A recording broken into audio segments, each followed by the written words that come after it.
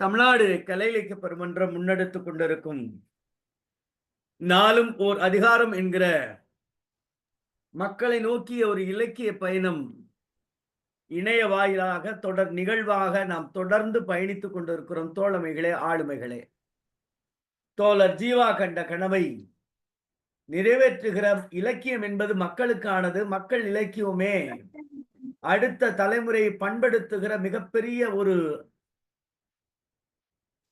பண்பாட்டு ஆயுதமாகவே இருக்கும் என்று சொன்ன தோழர் ஜீவாவினுடைய சிந்தனையை ஒட்டிய செயல்பாட்டினை நாம் ஒவ்வொரு நாளும் நம்முடைய தமிழ்நாடு கலை இலக்கிய பெருமன்றம் இணைய வாயிலாக உலகத் தமிழர்களை நோக்கிய சிந்தனை பயணமாக நாம் தொடர்ந்து பயணித்துக் கொண்டிருக்கிறோம். தோழமைகளே, ஆளுமைகளே, அப்படித்தான் நம்முடைய பயணம் பயணித்துக் கொண்டிருக்கிறோம்.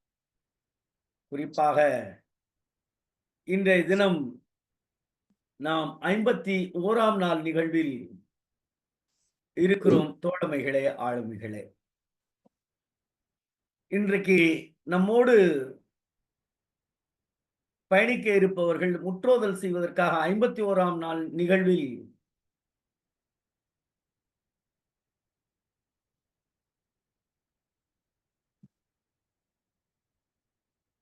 ஒரே ஒரு நிமிடம், இந்த இணையத்தை சரி பண்ணிக்கிறேன். ஒரே ஒரு நிமிடம்.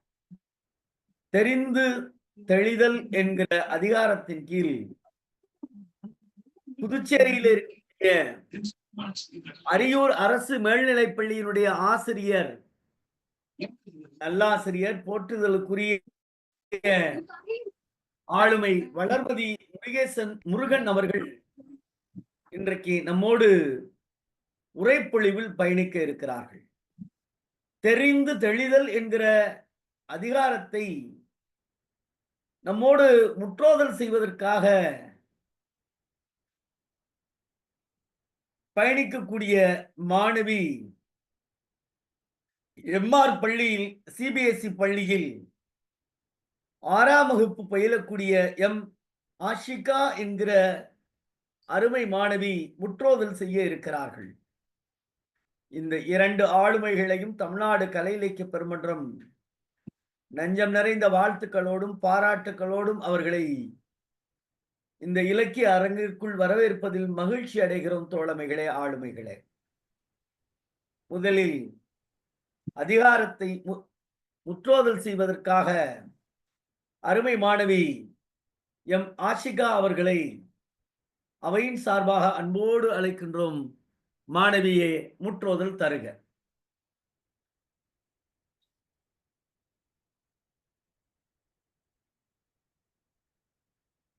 சொல்லுங்கடா பாப்பா, குரல் சொல்லுங்க. மைக் ஆன் பண்ணிட்டு சொல்லுங்க.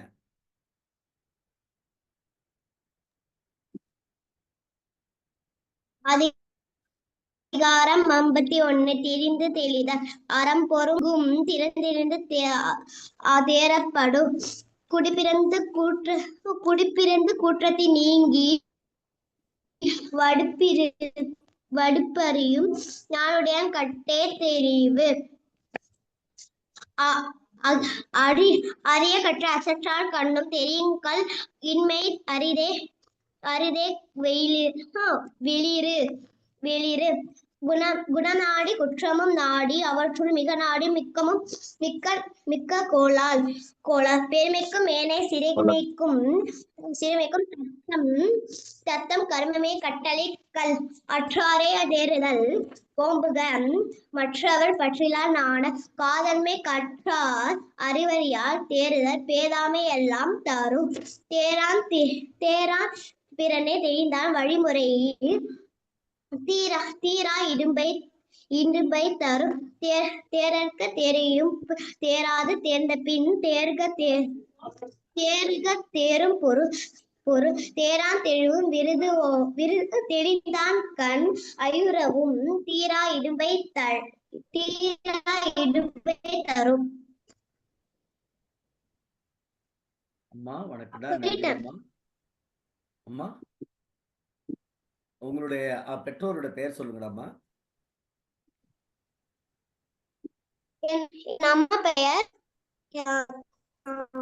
ஜவஹர், என் அப்பா பெயர் முஸ்தபா. ரொம்ப மகிழ்ச்சியான என்ன செய்தி என்னன்னா, எல்லாரும் அப்பா பேர் சொல்லி அம்மா பேர் சொல்லுவாங்க.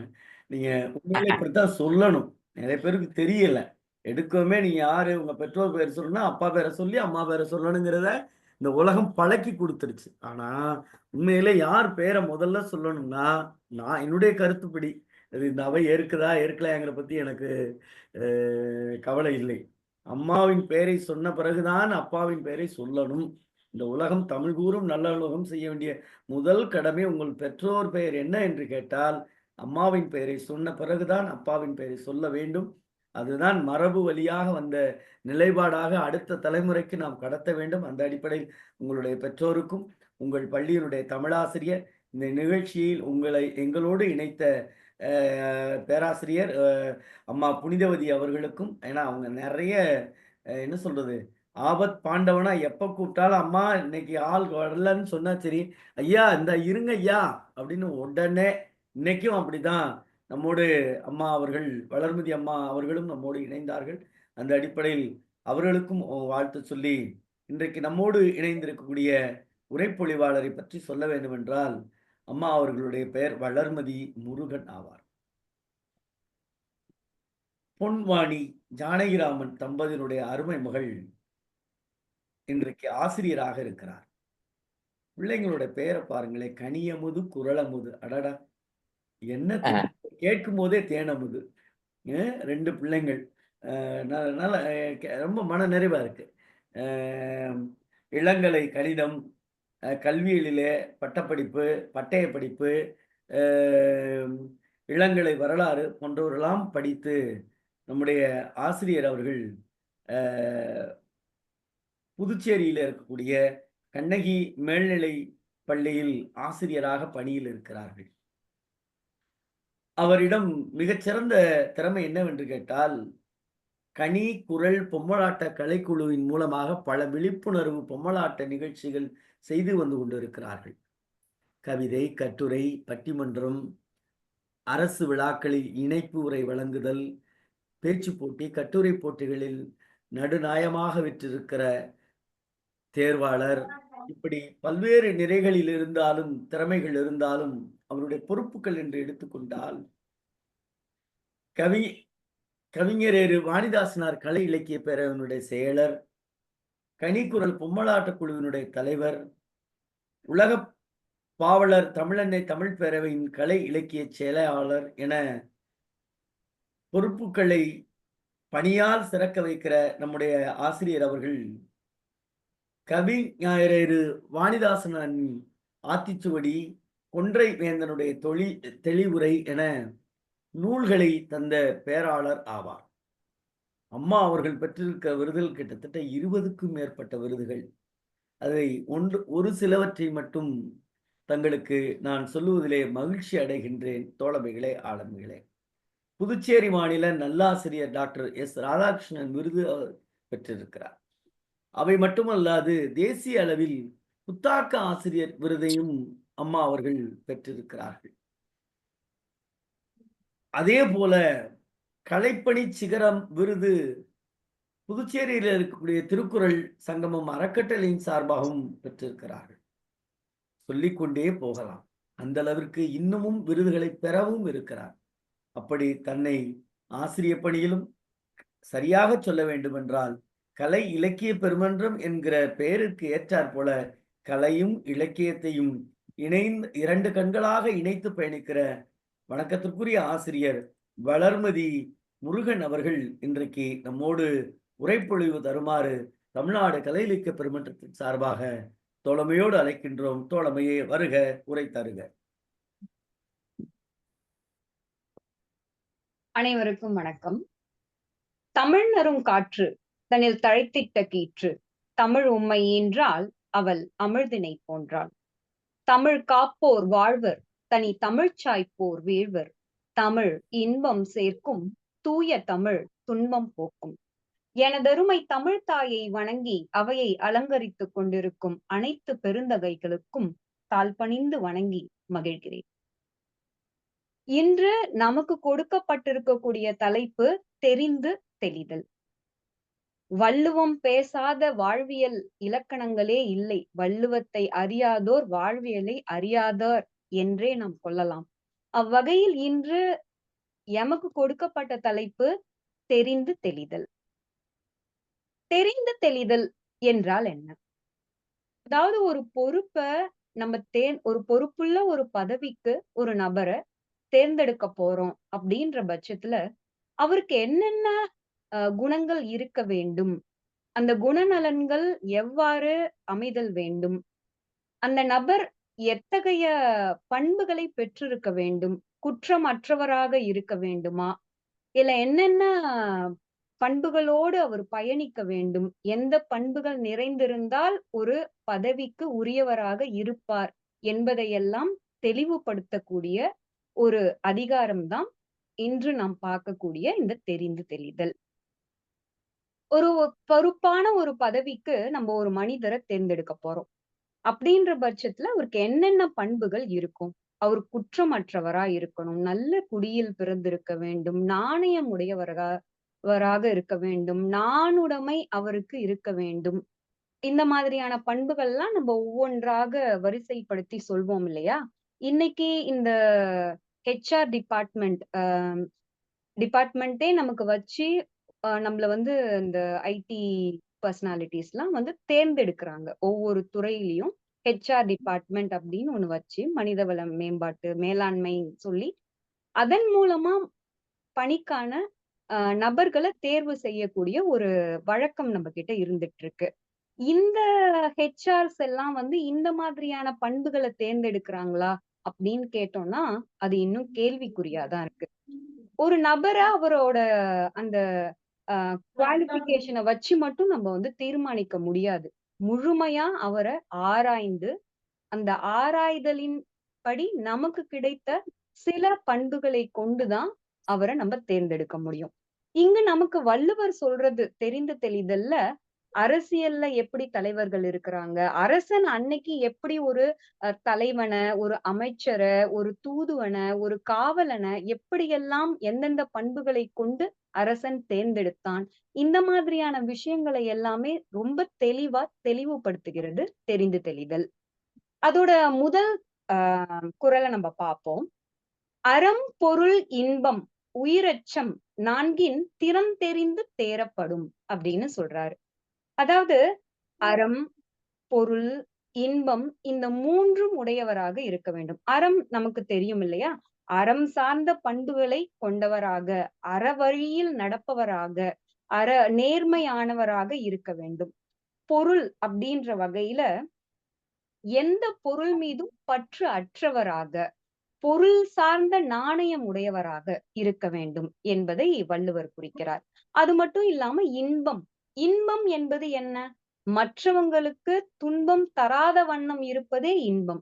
அந்த வகையில் இருக்கக்கூடிய இன்பம் உடையவராக, இன்பம் தேடி மயங்காதவராக, அறநெறி சார்ந்த இன்பம் கொண்டவராக, பிற அறநெறி சாராத சில துன்பம் தரக்கூடிய இன்பங்களை தேடுபவராக இல்லாதவராக இருக்கக்கூடிய ஒரு நபரை நாம் தேர்ந்தெடுக்கலாம். அடுத்து வரக்கூடிய ஒரு விஷயம் தான் ரொம்ப முக்கியமானது. என்னது?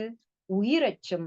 இப்போ ஒரு கொள்கைக்காக போராடுற ஒரு கொள்கைவாதியை நம்ம தேர்ந்தெடுக்கிறோம்னு வச்சுப்போமே, அந்த கொள்கைவாதி தன்னுடைய உயிருக்கு பயந்தவராக, மற்றவருக்கு சரணடைபவராக, உயிருக்கு பயந்து ஒரு வன்முறையாலோ இல்ல ஒரு பணம் ஆசை கொண்டோ ஏதோ ஒரு பேர்ல மற்றவங்களுக்கு சரணடையக்கூடியவராக இருப்பின் அவரை வந்து நம்ம தேர்ந்தெடுக்க முடியாது இல்லையா? அதனால உயிரச்சம் இல்லாத ஒரு நபராக அவர் இருக்க வேண்டும் என்பதை நம்மளுடைய வள்ளுவர் ரொம்ப அழகா இங்க நமக்கு தெளிவுபடுத்தியிருக்காரு.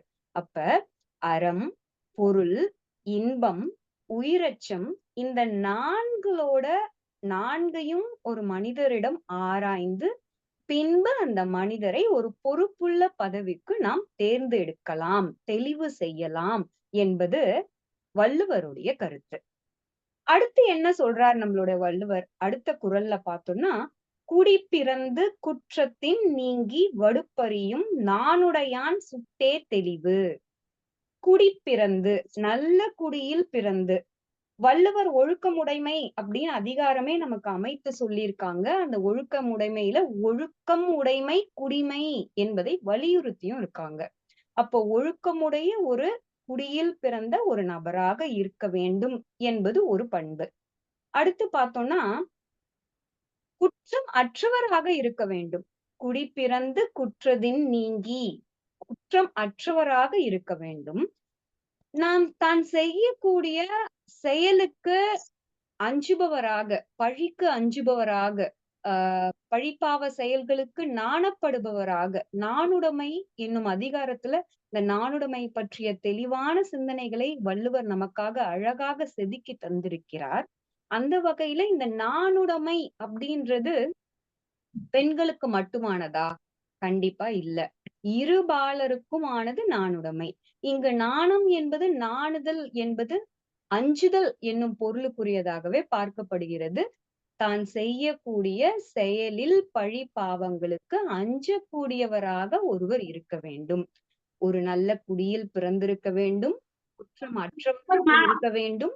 அது மட்டும் இல்லாம பழி பாவங்களுக்கு அஞ்சுபவராக இருக்க வேண்டும்.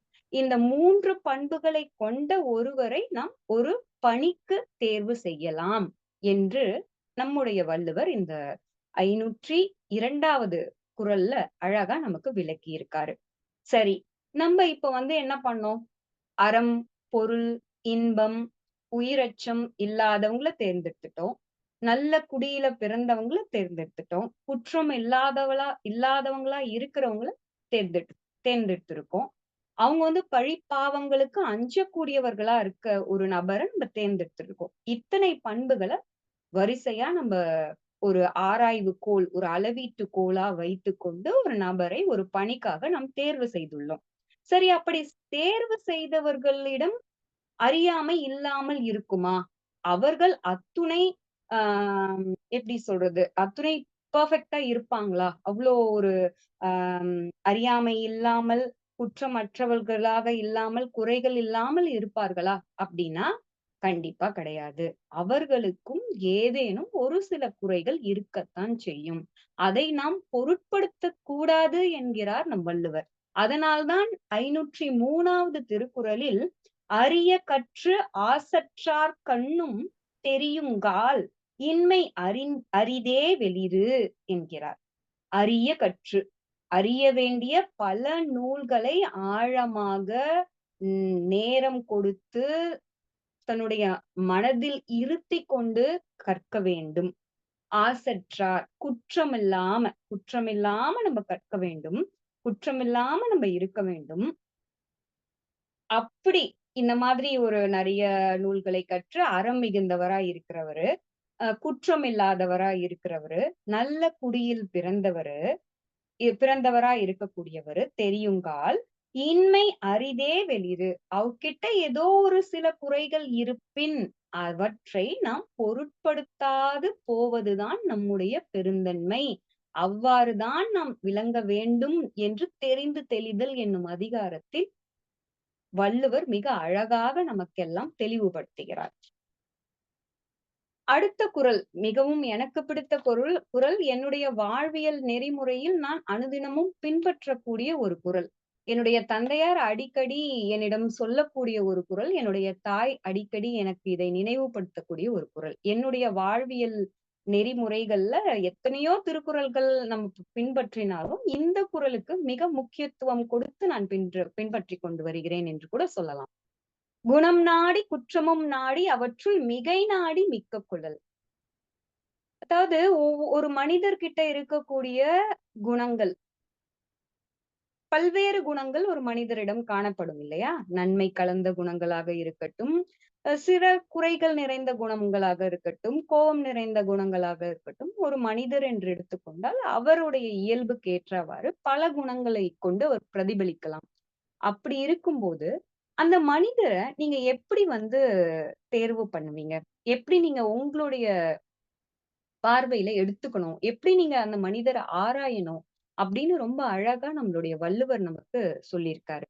குணம் நாடி குற்றமும் நாடி அவற்றுள் மிகை நாடி மிக்க கொள்ளல். அவர்கிட்ட இருக்க 2 குணங்கள் இருக்கு. ஒரு எடுத்துக்காட்டுக்கு 2 தராசுல வைப்போம் நம்ம. நல்ல குணங்களை ஒரு பக்கம் வைப்போம். அவர்கிட்ட இருக்கக்கூடிய குறைகள் நிறைந்த சில குணங்களை இன்னொரு பக்கம் வைப்போம். ரெண்டுத்தையும் பார்த்து அவர்கிட்ட நல்ல குணங்கள் அதிகமா இருக்கா அதை நம்ம எடுத்துப்போம். அவர்கிட்ட இருக்கக்கூடிய ஒரு சில குறைகளை புறம் தள்ளிட்டு நிறைகளை கொண்டு அந்த மனிதரை பார்த்தோமானால் நம்முடைய உறவு முறையாகட்டும், நாம் மற்றவரிடம் பழகக்கூடிய அந்த வாழ்வியல் நெறிமுறையாகட்டும் மிக சீரும் சிறப்புமாக அமையும் என்பது நம்முடைய வள்ளுவரின் கருத்து. இத்தகைய மேன்மை மிகுந்த கருத்துக்களை எல்லாம் மிக எப்படி சொல்றது, ஒரு காலத்தின் கண் கொண்டு பார்த்தமையால் தான் நம்மளுடைய வள்ளுவரை தெய்வ புலவர், சென்னா போதார் இப்படி எல்லாம் சொல்லியிருக்காங்க போல இருக்கு. தெய்வத்துக்கு நிகரான ஒரு புலவர் உலகத்தில் உண்டென்றால் அது வேறு யாரும் இல்லை, அவர் திருவள்ளுவர் மட்டுமே என்று எங்கு போனாலும் ஆழமாக அடித்து சொல்லக்கூடிய அளவிற்கு அத்தனை கருத்துக்களையும் 133 அதிகாரங்களில் நமக்காக நமக்கு எந்த வாழ்வியலுக்கு தேவையான எத்தனை கருத்து வேண்டுமானாலும் ஒரு அகராதி போல நம்ம திருக்குறளை புரட்டி பார்த்தோம்னா நமக்கான பிரச்சனைகளுக்கான தீர்வாக இருக்கட்டும், நம்மளுடைய வாழ்வியல் வழிமுறைகளாக இருக்கட்டும், எல்லாமே நமக்கு திருக்குறள்ல கிடைக்கும் என்பதுதான் நிதர்சனமான உண்மை. அந்த வகையில குணம் நாடி குற்றமும் நாடி அவற்றுள் மிகை நாடி மிக்க கொளல் என்னும் இந்த திருக்குறள் அனைவரும் பின்பற்ற வேண்டிய மிக அற்புதமான ஒரு குறள். இது ஒரு பொறுப்பு மிகுந்த பதவிக்கு ஒரு மனிதரை தேர்ந்தெடுப்பதற்காக மட்டும் அல்ல, நம் வாழ்க்கையில் நம்மோடு பயணிக்கக்கூடிய மனிதர்களை தேர்ந்தெடுப்பதற்கான ஒரு குறளுமாக கூட நம்ம எடுத்துக்கொள்ளலாம். அடுத்த குறள், பெருமைக்கும் ஏனை சிறுமைக்கும் தத்தம் கருமமே கட்டளை கல் என்கிறார்.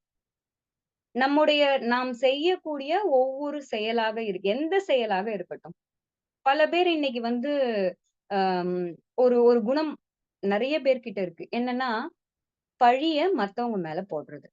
நான் சரியில்லை அப்படின்னு யாருமே நம்ம சொல்றது கிடையாது. அவங்க சரியில்லை அப்படின்னு பிறரை விரல் காட்டுறது நமக்கு பழக்கமா போச்சு இல்லையா? பிறரை நம்ம காண்பிக்க கூடாது. நம்மளோட உயர்வுக்கும் நம்மளோட தாழ்வுக்கும் வேற யாருமே காரணம் கிடையாது. நம்மளோட உயர்வா இருக்கட்டும், பெருமையா இருக்கட்டும், இல்ல சிறுமையா இருக்கட்டும், அதுக்கு காரணம் நம்முடைய செயல்கள் மட்டும்தான் என்பதை ரொம்ப ஆழமாக நம்மளுடைய வள்ளுவன் இங்கு ஆணித்தனமாக பதிவிடுகிறார். தீதும் நன்றும் பிறதர வாரா அப்படின்னு சொல்லியிருக்காங்க இல்லையா? அததான் நம்மளுடைய வள்ளுவரும், நீ என்ன செய்யற, நீ செய்யறதுக்கான பலன் பெருமையா உனக்கு விளையும், இல்ல நீ தவறு செய்யறியா அதற்கான பலன் சிறுமையா உன்னை சேரும், அவ்வளவுதான். அதனால செயல்களே உன் பெருமைக்கும் சிறுமைக்கும் காரணம் அப்படின்னு சொல்றாரு. நம்ம கவிஞர் வாணிதாசனார் அழகா சொல்வாரு, செய்து காட்டி நீ செய்ய சொல்லுன்னு. நீ நல்ல விஷயங்களை மத்தவங்களுக்கு செய்து காட்டு. ஒரு ஆசிரியரா நம்ம இருக்கிறோம் அப்படின்னா, நம்ம சும்மா போய் திருக்குறள் எடுத்துக்காட்டு சொல்றோம், அவங்கள சொல்றோம், இவங்கள சொல்றோம்ன்றதை விட நாம முன்மாதிரியா இருக்கணும். நம்மளுடைய செயல்கள் மாணவர்களுக்கு முன்மாதிரியாக விளங்க வேண்டும். அப்படிதான் மாணவர்களால அந்த உணர்தலை மாணவர்களுக்கு நம்ம ஏற்படுத்த முடியும். எடுத்துக்காட்டுகள் மூலமா ஏற்படுத்த முடியாது. மாணவர்களுக்கு எந்த விஷயங்களையும் கற்பிக்க முடியாது. கற்கும் சூழ்நிலைகளை அமைத்து தர வேண்டும். அந்த சூழ்நிலையில் அமைத்து தரும் நபர் நல்ல விஷயங்களை பின்பற்றுபவராக இருக்க வேண்டும். அத்தகைய நபர் மட்டுமே ஆசிரியராக இருக்க வேண்டும். அதனால்தான் அவருக்கு ஆசிரியர், குற்றமற்றவர் என்று நமக்கு சொல்லியிருக்காங்க இல்லையா? எனவே நம்முடைய செயல்களே, நம்முடைய கர்மமே, நம்முடைய வினையே நம் பெருமைக்கும் சிறுமைக்கும் காரணம் என்கிறார் வள்ளுவர். பெருமைக்கும் ஏனை சிறுமைக்கும் தத்தம் கர்மமே கட்டளை கல். நம்மளுடைய உரைக்கல்லா இருக்கக்கூடியது நம்முடைய செயல்கள் என்பதை மிக அழகாக தெளிவுபடுத்தியிருக்கிறார். அடுத்த குறள், அற்றாரை தேறுதல் ஓம்புக மற்றவர் பற்றிலர் நாணார் பழி அப்படின்னு சொல்றார். அதாவது ஒரு உறவா இருக்கட்டும், ஒரு நட்பா இருக்கட்டும், இல்ல நம்ம ஒரு பணிக்கு போறோம், அங்க இருக்கக்கூடிய சூழல்ல பழகுற முறையா இருக்கட்டும், அங்க நம்ம ஏற்படுத்தக்கூடிய அந்த பந்தம், அந்த பாண்டிங் அப்படின்னு சொல்லுவோம் இல்லையா? அந்த பந்தம் ரொம்ப வலிமை வாய்ந்தது இல்லையா? அந்த வலிமை வாய்ந்தது எப்படி பிணைக்கப்படுகிறது ஒருவரோடு ஒருவர்? நம்மளுடைய ஒழுக்க முறை, நம்மளுடைய நடத்தை, நம் நடந்து கொள்கின்ற அந்த பண்பு தான் நம்ம மற்றவர்களுக்கு பிரதிபலிக்குது. அந்த பண்பு தான் நம்மள மற்றவரோட பயணிக்கவும் வைக்குது. அதனால நம்மளுடைய சுற்றம் நிறைந்தவர்களால மட்டும்தான் உறவின் மாண்பையும், உறவின் மேன்மையையும் புரிந்து கொள்ள முடியும். அப்ப சுற்றம் இல்லாதவர்களுக்கு வந்து அவங்க ஏதோ ஒரு பழி பாவ செயல்கள் செய்தால் கூட அதுக்காக அஞ்சணும் அப்படின்ற ஒரு தன்மை அவர்களுக்கு ஏற்படாது. ஏன்னா அவங்க மக்களோட தொடர்புடையவர்களா இல்ல.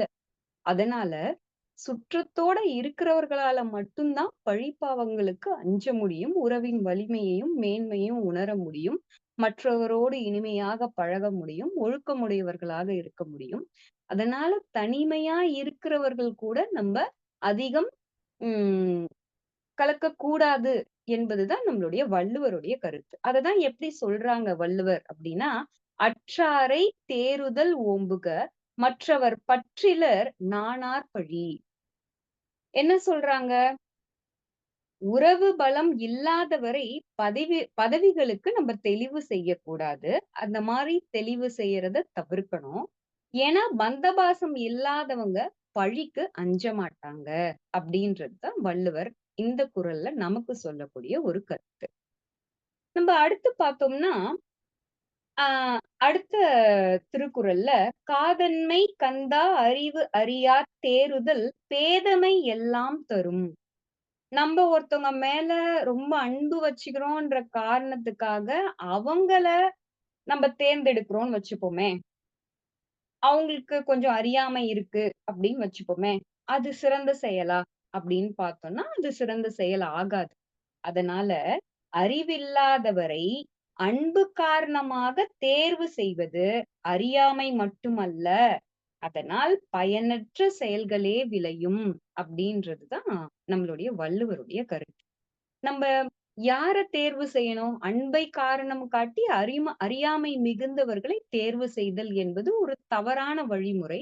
அதை நாம் பணிக்காகவோ பதவிக்காகவோ செய்யக்கூடாது அப்படின்னு ரொம்ப அழகா நமக்கு வந்து வள்ளுவர் இங்க எடுத்து இயம்பி இருக்காங்க இல்லையா? அடுத்த குறள்ல தேரான் பிறனை தெளிந்தான் வழிமுறை தீரா இடும்பை தரும். அதாவது தெளிவா ஆராய்ந்து பார்க்காம ஒருவனை நம்ம வந்து துணைக்கு துணையா நம்பியவனுக்கு அவனுக்கு மட்டுமின்றி அவன் வழிமுறையில் வருபவர்களுக்கும் தீராத துன்பம் உண்டாகும். என்ன சொல்ல வராங்க அப்படின்னா, ஒருத்தவரை ஆராயாம ஒருத்தவரை வந்து நம்ம துணையா எடுத்துக்கிட்டோம். தெளிவா அவரை பத்தி தெரிஞ்சுக்காம அவரை நம்ம துணையா எடுத்துக்கிட்டோம்னு வச்சுப்போமே. அந்த மாதிரி நம்ம தேர்வு செய்த ஒரு நபருடைய அந்த செயல் அவருடைய பின்வரும் அவருடைய வழிமுறைகள் இது எல்லாமே பின்னாடி வரக்கூடிய அந்த தலைமுறையினருக்கும் பாதிக்கும். தீராத துன்பத்தை தரும். அதனால ஒருத்தவங்களை தேர்ந்தெடுக்கும் போதே அழகா ஆராய்ந்து தெளிந்து தெளிவு செய்ய வேண்டும். தெரிந்து தெளிதல் வேண்டும். அப்படி தெளிந்தால் மட்டும்தான் அந்த பணி சீரும் சிறப்புமாக நடந்தேறும் என்பதை தான் நம்மளுடைய வள்ளுவர் தேரான் பிறனை தெளிந்தான் வழிமுறை தீரா இடும்பை தரும். ஆராயாம ஒருத்தரை நம்ம பணிக்கு அமர்த்திட்டு அவரை குற்றம் சொல்றதால என்ன கிடைக்க போகுது? ஒரு பலனும் கிடையாது. நமக்குதான் அது இடும்பையா விளங்கும். நமக்குதான் அது துன்பத்தை தரும். நமக்கு மட்டும் இல்ல, நம்மளோடு இருப்பவங்களுக்கு, நம்மளோட பயணிக்கக்கூடிய அந்த பணிமனையாகட்டும், அலுவலகமாகட்டும், அதுல இருக்கவங்களுக்கு எல்லாருக்குமே அது வந்து ஒரு துன்பத்தை தான் தரும் என்பதை நமக்கு வள்ளுவர் எடுத்து இயம்புகிறார். அடுத்து என்ன நம்ம வள்ளுவர் சொல்றார் அப்படின்னு பார்த்தோம்னா, தேரற்க யாரையும் தேராது தேர்ந்த பின் தேறுக தேரும் பொருள். யாரையும் ஆராயாம நம்ம நம்பக்கூடாது. நன்றா ஆராய்ந்த பின்னர் அவரிடம் தெளிவாக கொள்ளத்தக்க பொருள்களை தெளிந்து நம்ப வேண்டும். அதாவது ஆராயாம யாரையுமே நம்ம நம்பக்கூடாது. ஆராய்ந்து ஒருத்தவங்களை நம்ம நம்பிட்டோம் அப்படின்னா அவர் சொல்லும் பொருளை நல்லவையாகவே நாங்க நம்ப வேண்டும். ஒருத்தவங்கள ஆராயாம நம்ம நம்பக்கூடாது. அப்படி நம்ம அவங்கள நம்பிட்டோம்னா அவங்கள நம்ம சந்தேகப்படக்கூடாது. இதுதான் வள்ளுவர் சொல்லக்கூடிய கருத்து.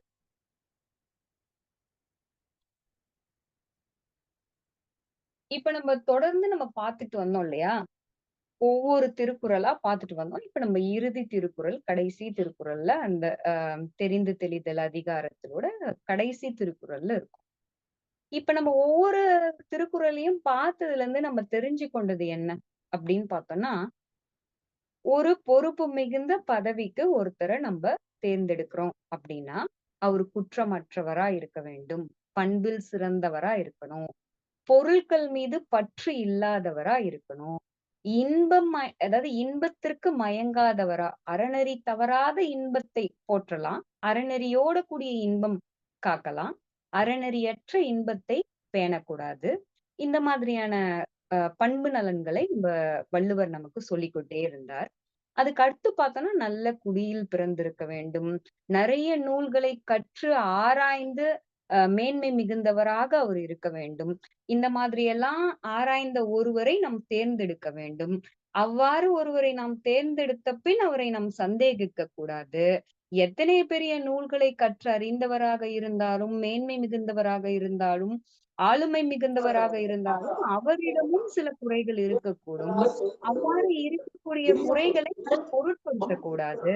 அந்த பொருட்படுத்தாத பண்பை தலைமை பண்பில் இருப்பவர்கள் காக்க வேண்டும். இந்த மாதிரியான நிறைய கருத்துக்களை நமக்கு வள்ளுவம் சொல்லிக்கிட்டே இருக்கு. அது மாதிரி முக்கியமா இன்னொரு கருத்து என்ன சொன்னாங்க? நிறைய தேர்ந்தெடுத்துட்டோம். குணம் நாடி குற்றமும் நாடி அவற்றுள் மிகை நாடி மிக்க கொளல் அப்படின்ற குறள்ல நமக்கு என்ன சொல்லியிருக்காங்க வள்ளுவர்? எதை நீங்க ஆராயறீங்க? அவங்க கிட்ட இருக்கக்கூடிய நல்லவைகளை எடுத்துக்கொண்டு அல்லவைகளை தள்ளிவிடுங்கள். ஒரு நல்லது இருந்தா கூட பரவாயில்ல. அந்த நல்லதை எடுத்துக்கிட்டு அந்த கண் கொண்டு மனிதர்களை பாருங்கள் அப்படின்னு சொல்லிட்டு நமக்கு வள்ளுவர் சொன்னாங்க இல்லையா? அதே மாதிரி அன்பை காரணம் வைத்துக்கொண்டு அன்பை காரணமாக முன்வைத்து அறியாமை மிகுந்தவர்களை நாம் தேர்ந்தெடுக்க கூடாது. அந்த பயணம், அந்த பதவி, அந்த தேர்வு நமக்கு துன்பத்தை தான் விளைவிக்கும் என்பதையும் நமக்கு இங்க ரொம்ப அழகா எடுத்து சொல்லியிருந்தாங்க. அதுக்கு அடுத்து பார்த்தோம்னா, ஒருத்தவங்கள ஆராயாம நம்ம தேர்ந்தெடுக்க கூடாது. தேர்ந்தெடுத்துட்டோம்னா அவங்கள நம்ம ஆராயக்கூடாது. இதுவும் நம்மளுடைய வள்ளுவருடைய கருத்தா இருக்கு. இப்ப இறுதியா கடைசி திருக்குறள் நமக்கு இந்த அதிகாரத்துடைய கடைசி திருக்குறள். தேரான் தெளிவும் தெளிந்தான்கண் ஐயுறவும் தீரா இடும்பை தரும். சற்று முன் நான் சொன்ன மாதிரிதான். ஒருத்தவங்கள ஆராய்ந்து, அளவறிந்து, அளவுகோல் வைத்து நம் தேர்ந்தெடுத்து விட்டோம். அவ்வாறு தேர்ந்தெடுத்தவங்க கிட்ட நம்ம ஐயுறவு கொள்ளக்கூடாது, சந்தேகப்படக்கூடாது, ஐயம் படக்கூடாது.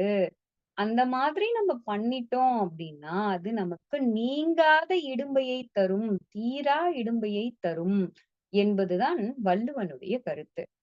தெரிந்து தெளிதல் மட்டும் இல்ல. வள்ளுவன் சொல்லாத கருத்துக்களே இல்ல. பொய்யாமொழி புலவர் சொல்லாத கருத்துக்களே இல்ல. வான்புகழ் கொண்ட திருவள்ளுவத்தை நமக்கு நம்மெல்லாம் இன்னைக்கு படிச்சுட்டு இருக்கோம். உலக பொதுமறையா ஓதிக்கிட்டு இருக்கோம்.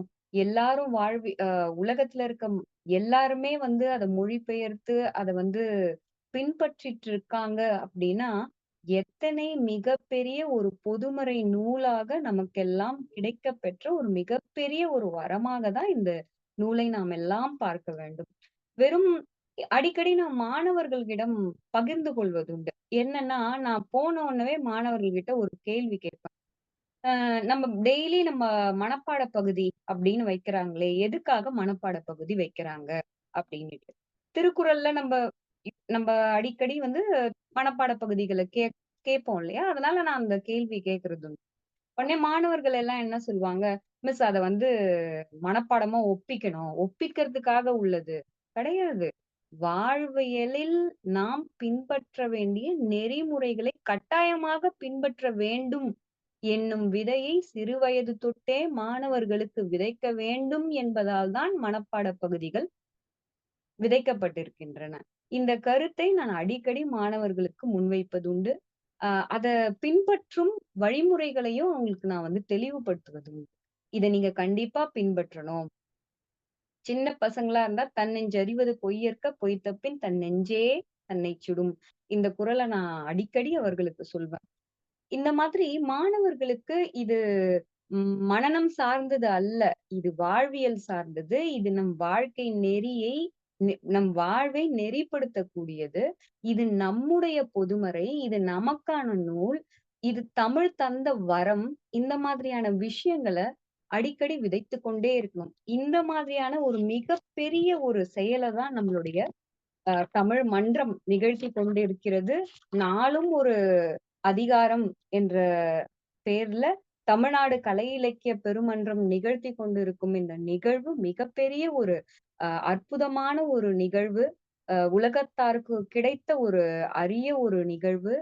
இன்னும் இந்த நிகழ்வு வளர்ந்து கொண்டே இருக்க வேண்டும். தமிழ் சார்ந்த பல நிகழ்வுகளை அவர்கள் செய்ய வேண்டும் என்பதை தெரிவித்துக் கொண்டு நல்லதொரு வாய்ப்பை எனக்கு நல்கிய இம்மன்றத்திற்கு எனது பணிவான வணக்கங்களையும், என்னை தெரிந்து தெளிவு செய்து இங்கு அனுப்பி வைத்த புனிதவதி அம்மையாருக்கும் பணிவான வணக்கங்களையும் நன்றியையும் தெரிவித்துக் கொண்டு விடைபெறுவது வளர்மதி முருகன். நன்றி, வணக்கம். நன்றி ஆசிரியரே. குறள் ஒரே ஒரு ஒரு ஒரு ஒரு ஒரு ஒரு நேர்கோட்டில், எங்கேயும் ஏற்ற இறக்கம் இல்லாம ஒரே நேர்கோட்டில்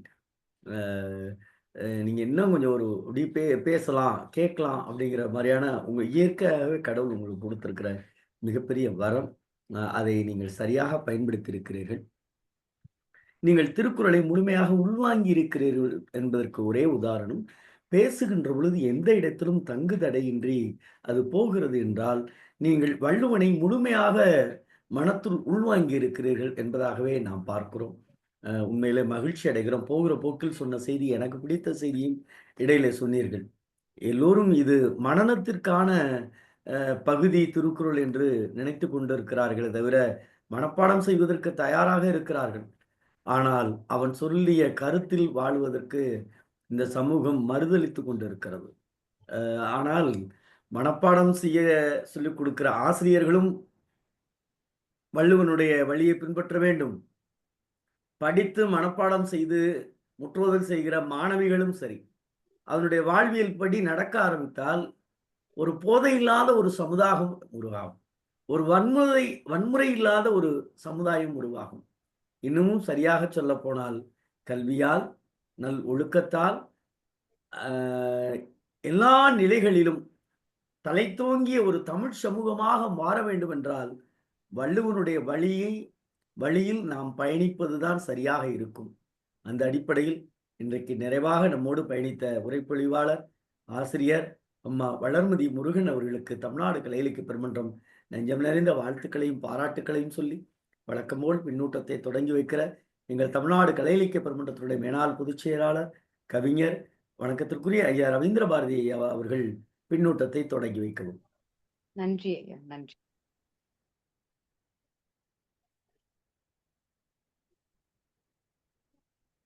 அன்பான தோழமைகளே, உங்கள் அனைவருக்கும் என்னுடைய அன்பு வணக்கம். முற்றோதல் செய்த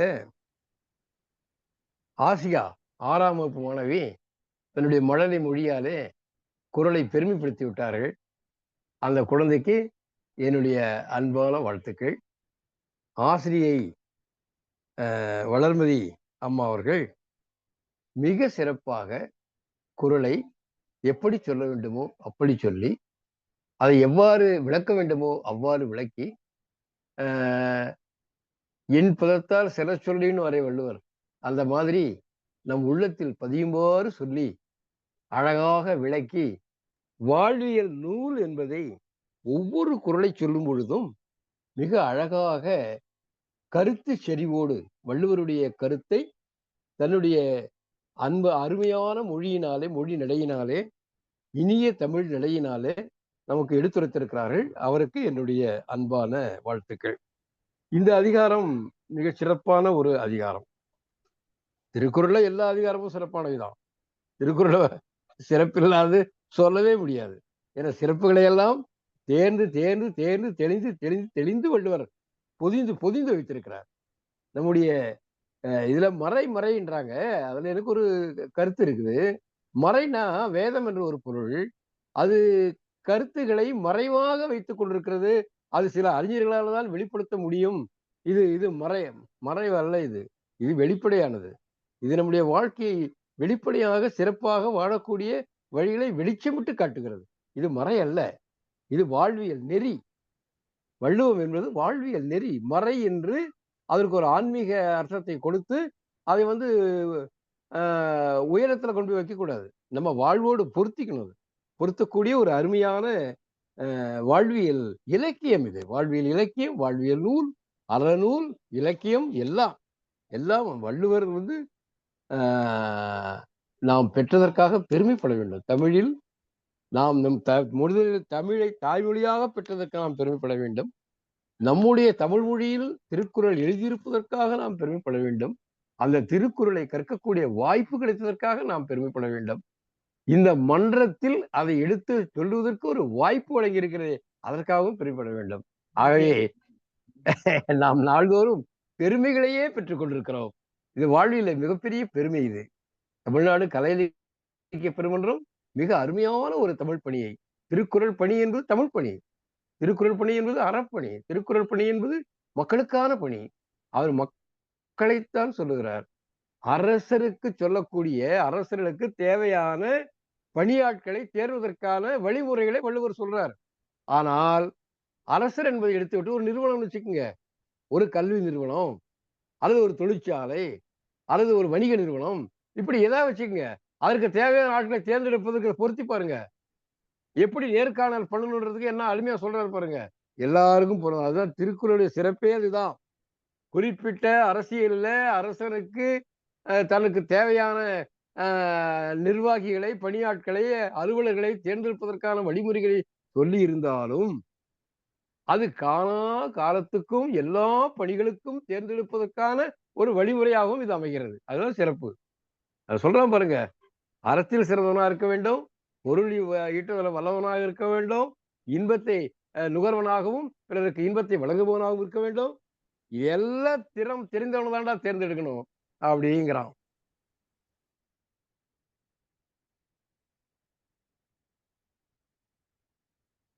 நூலறிவு பெற்றிருந்தாலும் அறியாமையே இருக்கும். ஏன்னா மனிதன் குறைகளும் நிறைகளும் புரிஞ்சவன் தான் மனிதன். அதை ரொம்ப அழகா சொல்றாரு பாருங்க. குறைகளும் நிறைகளும் பெற்றவன் தான் மனிதன். மனிதன் முற்றிலும் நல்லவனும் அல்ல, முற்றிலும் தீயவனும் அல்ல, ரெண்டும் கலந்தவன் தான். ஆனால் தீய குணங்கள் அதிகமா இருக்கிற போது தீயவனாயிடுறான், நல்ல குணங்கள் அதிகமா இருக்கும்போது நல்லவனாயிடுறான். எது மிகுதியோ அதை வைத்து அவனை நல்லவன் என்றும், எது தீயவை மிகுதியாக இருந்தால் அவனை தீயவன் என்றும் அறிந்து நல்லவனை தேர்ந்தெடு.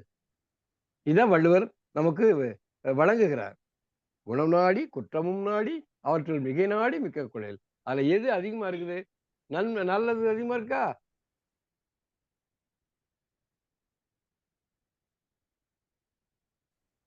தீய குணம் இருக்கா? வேணாப்பா நீ போப்பா.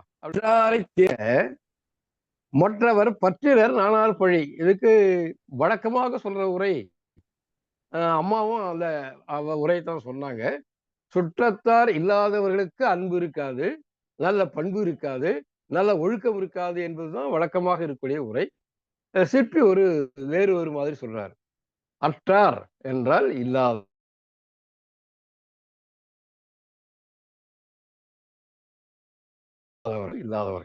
மனிதா இல்லாதவர்கள் நல்லதா இருக்கு.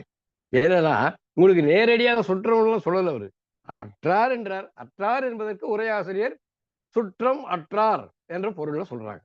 இங்க இவர் என்ன வைக்கிறாருன்னா, அற்றார்னா நல்ல பண்புகள் இல்லாதவர்கள், மனிதநேயம் இல்லாதவர்கள், மக்கட்பண்பு இல்லாதவர்கள், இப்படி பொருத்தி பாருங்க.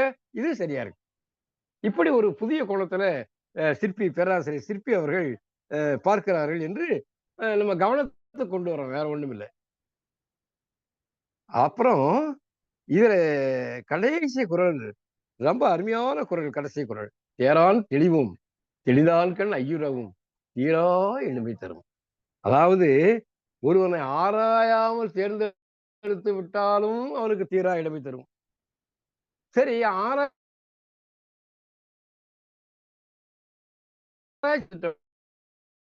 எப்ப பார்த்தாலும் அவன் மேல சந்தேகப்பட்டுக்கிட்டே இருந்தா வேலை நடக்குமா?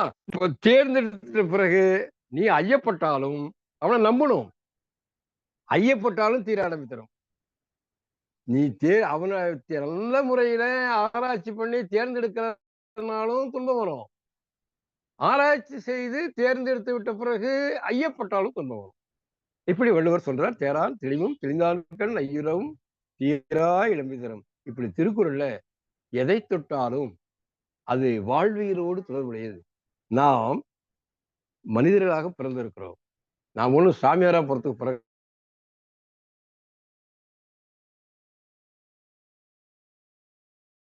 சாமியார்கள் நிறைந்த காலம் அது.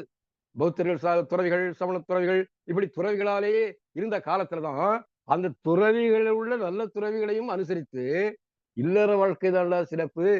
சாமியார்களே, உங்களுக்கு உங்களுக்கு தேவையான அந்த குறைந்த உடையையும் உங்களுக்கு தேவையான உணவையும் நீங்கள் இருக்கக்கூடிய மடத்தையும் எங்க இல்லறத்தான் தான் கட்டி கொடுக்குறோம். எனவே இல்லறம் தான் துறவரத்தை விட சிறந்தது. அதுதான் சிறந்தது. எனவே இல்லற வாழ்க்கை தான் சிறந்தது. அவன்தான் துறவி விட உயர்ந்தவன். அவன்தான் பசி நீக்கக்கூடியவன் எவனோ அவன் இறைவனை விட உயர்ந்தவன். பசி பிச்சை எடுத்துதான் வாழ வேண்டும் என்று சொன்னாலே கடவுளே நீ நாசமா போன்னு சொல்றாரு. என்னங்க பகுத்தறிவு பார்வை! ஊழை ஒப்புக்கொள்ளுகிற விதியை ஒப்புக்கொள்ளுகிற வள்ளுவர் ஊழையும் உப்பக்கம் காண்பார் என்பார். அதான் விமர்சன பார்வை. வள்ளுவருக்குள்ள விமர்சன பார்வை. விதியையும் வெல்ல முடியும். நீ ஓயாது உழைத்தால், அயராது உழைத்தால்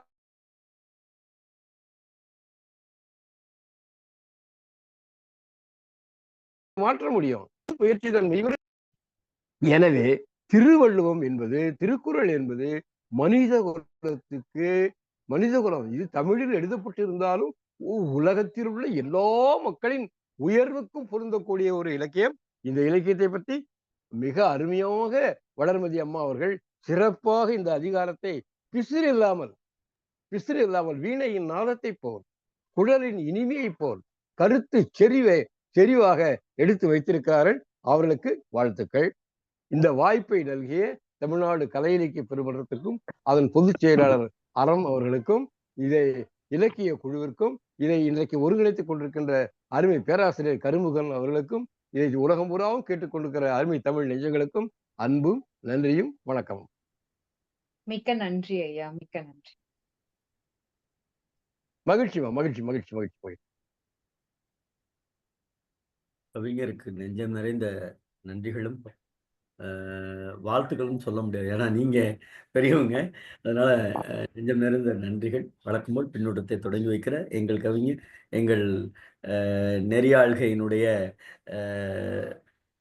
சிறந்த சிந்தனையாளர் ஐயா சிவசுப்பிரமணியன் அவர்கள். அன்பான தோழர்கள் அனைவருக்கும் வணக்கம். இன்னைக்கு முற்றுதல் செய்த மாணவி ஆசிகா இந்த மழலை மொழி மாறாமல் சொன்னார். அது ரொம்ப கேட்க இனிமையா இருந்துச்சு. அவருக்கு பாராட்டுகளும் வாழ்த்துக்களும். அடுத்து உரைப்பொழிவாளராக நல்லாசிரியர் வளர்மதி முருகன் வந்திருந்தார். அவர் தெளிந்த நீரோடை போல ரொம்ப எல்லாருக்கும் எளிதாக புரியும் வண்ணம் விளக்கி கூறினார். ரொம்ப அருமையா இருந்துச்சு. இந்த நாணுடைமை என்பது பெண்களுக்கு மட்டுமல்ல, இருவருக்கும், ஆணுக்கும் சேர்த்துதான் அப்படின்னு சொன்னது. அது எல்லா ஆண்களும் ஏற்றுக்கொள்ள வேண்டும். அதுதான் முக்கியம். அவர் சொன்னது ரொம்ப பொருத்தமானது, உண்மை. அடுத்து திருக்குறள் உலக பொதுமறை அப்படின்னு சொல்லி வந்தாங்க. உலக பொதுமுறை, வாழ்வியல் முறைகளை கூறக்கூடியது. மற்றபடி இந்த உரைப்பொழிவாளர் சொன்னது மாதிரி மனப்பாடம் பண்ணி மதிப்பெண்கள் பெறுவதற்காக இல்லை, மனத்தில் கொள்ள வேண்டும், வாழ்வில் கடைபிடிக்க வேண்டும் அப்படிங்கிறது முக்கியம். நல்லா அருமையா சொன்னாங்க. அவர்களுக்கு பாராட்டுகளும் வாழ்த்துக்களும். இந்த தெரிந்து தெளிதல் இந்த அதிகாரத்துல முதல் குறள் அவர் முப்பால விளக்குறாரு இல்ல, அறம் பொருள் இன்பம், அறத்துப்பால் பொருள்பால் இன்பத்துப்பால். அத இங்கதான் மொத்தமா குறிப்பிடுதார். அறம் பொருள் இன்பம் அப்படின்னு உயிரச்சம். நாலாவது ஒண்ணு உயிரச்சம்னு சேர்த்துக்கிட்டாலுமே இந்த அறம்பொருள் இன்பத்தை இங்கே குறிப்பிடுவது நாம் நினைவில் கொள்ள வேண்டியது ஒன்றாகும். அடுத்து அரிய கற்று ஆசற்றார் கண்ணும் தெரியுங்கால் இன்மை அரிதே விளிர்.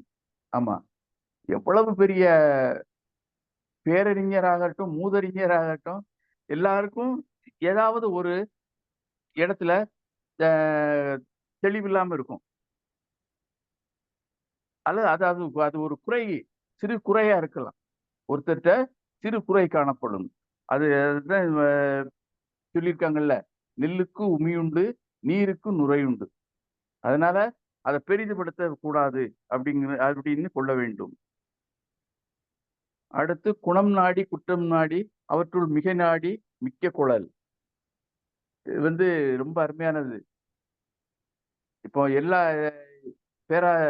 மேனாள் பொதுச் செயலாளர் சொன்னாங்க, 100% நல்ல மனிதர்கள் இருக்க முடியாது, 100% கெட்ட மனிதர்களும் இருக்க முடியாது. அது மாதிரி சதவீதம் வித்தியாசம் இருக்கும். 90% நல்லவங்களா இருப்பாங்க, 10% கெட்டவங்களா இருப்பாங்க. 90% கெட்டவங்களா இருப்பாங்க, 10% நல்லவங்களா இருப்பாங்க. இந்த மாதிரி அந்த விகிதாச்சாரம் வித்தியாசப்படும். அதை அதிகமா எது இருக்கோ அதை எடுத்துக்கொள்ள வேண்டும் என்று அழகாக திருவள்ளுவர் சொல்லியிருக்கிறார். பிறகு பெருமைக்கும் ஏனை சிறுமைக்கும் தத்தம் கர்மமே கட்டளைக்கல். இந்த இடத்துல அந்த செயல் தான் உரைகள். செயல்ங்கிறது எச்சம்னே சொல்லலாம். அதாவது தக்கார் தகவலர் என்பது அவரவர் எச்சத்தால் காணப்படும். அந்த செயல் இல்லாததான் காணப்படும். இவங்க நல்லவங்க, இவங்க கெட்டவங்க, இவங்க பெருமையுடையவங்க, இவங்க சிறுமையுடையவங்க அப்படிங்கிறது அந்த செயலை வச்சுதான் கண்டுபிடிக்கலாம் என்பதை அந்த திருக்குறள் அந்த அருமையாக விளக்கி சொல்லுகிறது. அடுத்து கடைசி, தெளிஞ்ச பிறகு தேரான் தெளிவும் தெளிந்தான் கண் ஐயுறவும் தீரா என்பது தரும்.